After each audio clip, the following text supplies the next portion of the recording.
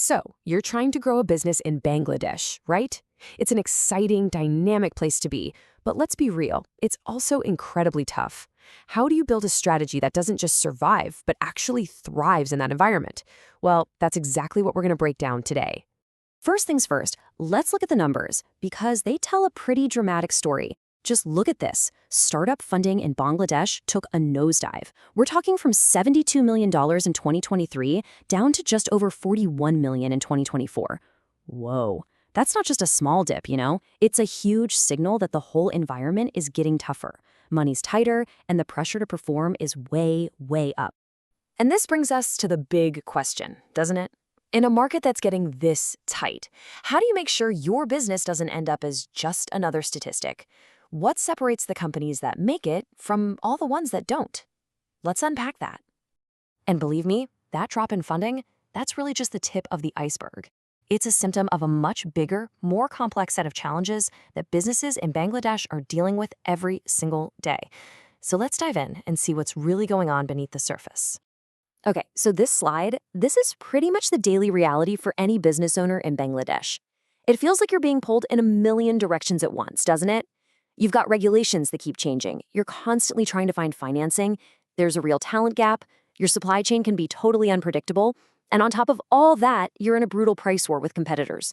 It's like you're fighting a battle on 5 different fronts, all at the same time.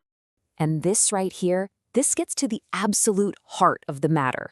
It's not about knowing the rules in a textbook.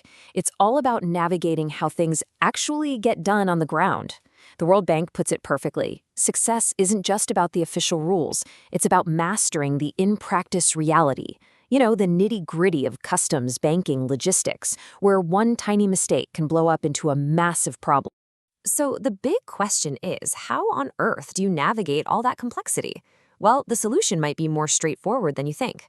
In this next section, we're going to talk about business mentorship, not as some fluffy, nice-to-have idea, but as a seriously powerful, practical tool for real growth.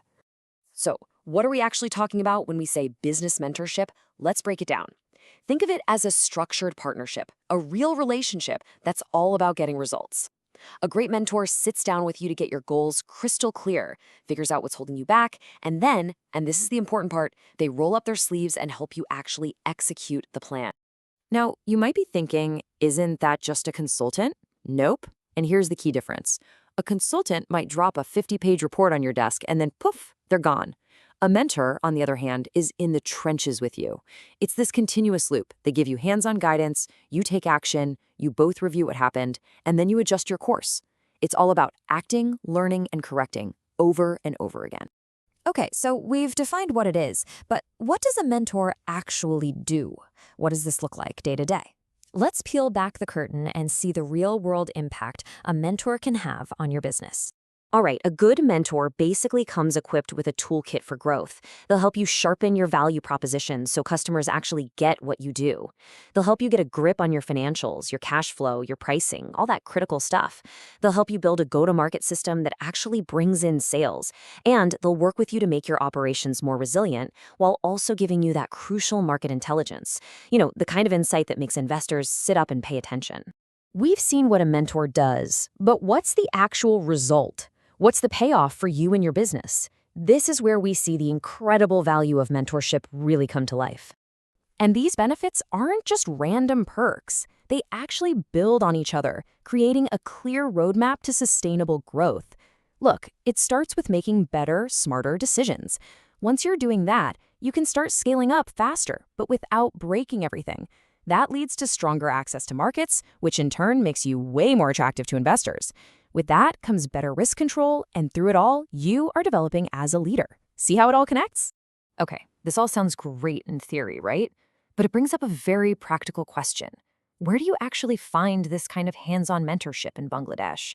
How do you find the right partner who can really help you grow? Well, let's look at a real-world example of this in action. There's an organization called Trade and Investment Bangladesh, or TNIB for short, and their entire mission is basically what we've been talking about, empowering entrepreneurs, accelerating their growth, and connecting Bangladesh to the rest of the world. So what makes a model like TNIB's so effective? It's their integrated perspective. They don't just look at one piece of the puzzle. They combine high-level business strategy with the nitty-gritty of trade and export development, plus deep market intelligence and that execution-focused support. In a market as interconnected as Bangladesh, having that 360-degree view is honestly a total game changer. And this quote from TNIB's founder Mid Joinal Abdin just nails it. He says that mentorship reduces trial and error management. I love that phrase. What he means is it helps you stop guessing. Instead of just throwing things at the wall and seeing what sticks, which is super expensive, by the way, you learn to test your ideas, actually quantify your risks, and then take actions that make sense for where your business is right now.